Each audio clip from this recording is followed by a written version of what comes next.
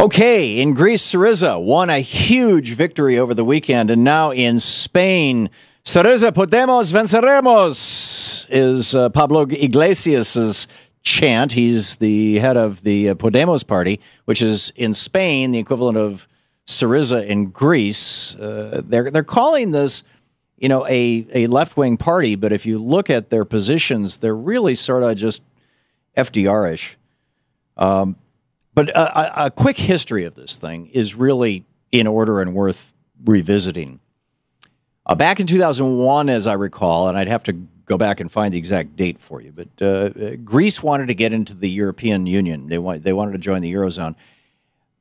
And one of the requirements for entry into the Euros, to adopt the euro as your currency and lose your sovereignty, your ability to control your own fate as a nation, is that your debt can't be more than 3% of your GDP.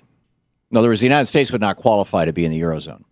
So what Greece did, and Greece's debt was like 6 or 7% of their GDP. So what they did is they cut a deal with Goldman Sachs and with Chase, JP Morgan Chase, Jamie Dimon's bank, for credit default swaps, where basically Chase would buy Greece's debt and would issue to them credit default swaps. In other words, guarantees, kind of insurance policies against the debt, which are booked differently. They're not booked as liabilities, they're booked as assets. And so they magically made Greece's debt go away off their balance sheet. So Greece gets into the EU, everything's going fine. And then then Goldman Sachs rolls out a new product. It's called iTraxx SOXX SOVX, iTraxx SOVX Western European Index. And what this was specifically was a fund that you could put money into to bet against Greek debt. Immediately, Greek debt starts to blow up. Greece goes down in flames. J.P. Morgan, by the way, has and Goldman Sachs have done this to dozens of cities in the United States, as Matt Taibbi so brilliantly documented a few years ago in Rolling Stone. And Paul Krugman calling this out today, pointing out that, in this, when Greece started going down in 2007, 2008, when Goldman rolled out this fund and when the whole world's economy was crashing, the so-called standby agreement in 2010 with the IMF, the European Central Bank, and the European Commission, the so-called Troika, was peddling this economic fantasy. Now, the reason why, and I think this is particularly interesting, is that the economic fantasy was being promoted by a fellow whose name is going to take me a few minutes to track down. Oh, here it is. Robert Mundell of Columbia University. And he also invented something else. He invented something back in 1980 that George Herbert Walker Bush called voodoo economics. You and I know of it as Reaganomics. So Greece is now saying, enough of this. We've been screwed too badly by the banks. We're getting out of here. Or actually, they haven't even said we're getting out of here, but I think they will. I hope they do. The only way a country can have any control over their own independence, their own future, is to have sovereignty. And the euro is a surrender of sovereignty, just like these trade deals like TPP are a surrender of American sovereignty. Rick Moran is with us, PJ Media's Chicago editor and blog editor of the American Thinker. PJmedia.com is the website, AmericanThinker.com. And Rick, your take on what happened to Greece seems a little different than mine. You want to lay it out? Yeah, a little different. Yeah, I think you're right about the Chase and the big banks. Oh, it's not. I'm not speculating. This is all well documented. I know, you can read it in The Economist. I'm saying, but I think you might be blaming them a little too much and giving the Greek government too much of a pass. After all, they knew very well they were spending more money than they were taking in. That's number one, and they know they were running a deficit. The debt blow-up was entirely the fault of the banks. But here's the thing, Rick. When you're spending more money than you have, which most countries do, by the way, most developed countries do, the reason why you try to have your central bank maintain 2 to 3% inflation is so that when those debts come due, typically they're sold as 10 or 20-year treasuries, when they come due, you're paying them off with money that's depreciated by 15 to 35%. And Greece, when they went from the drachma to the euro, suddenly they had to pay off $1 debts with $1 in euros, or €1 debts with €1 Whereas had it been the drachma, they could do like the United States does, and pay off $1 in 1980 debt in 2000 with 78 cents worth of dollars. You understand what I'm saying?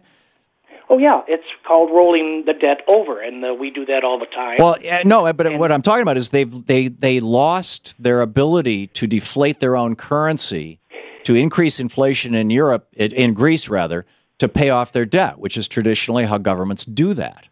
Yes.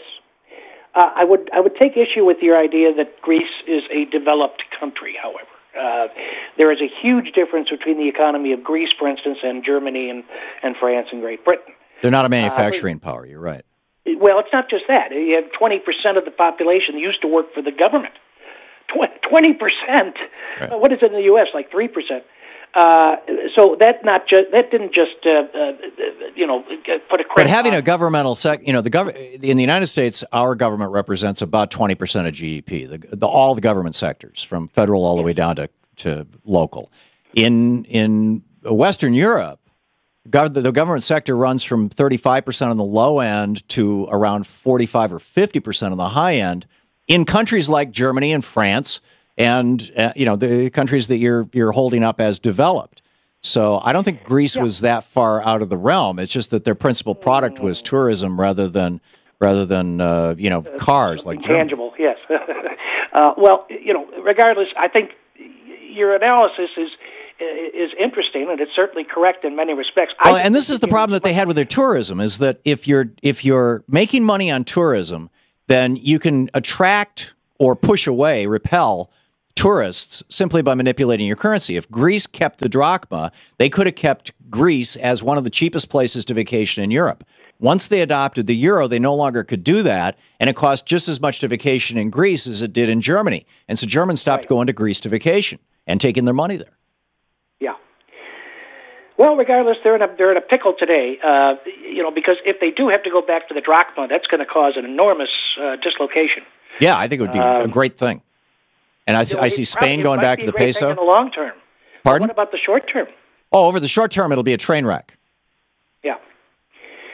And that might push the rest of Europe into a recession where they are teetering right now. Yeah.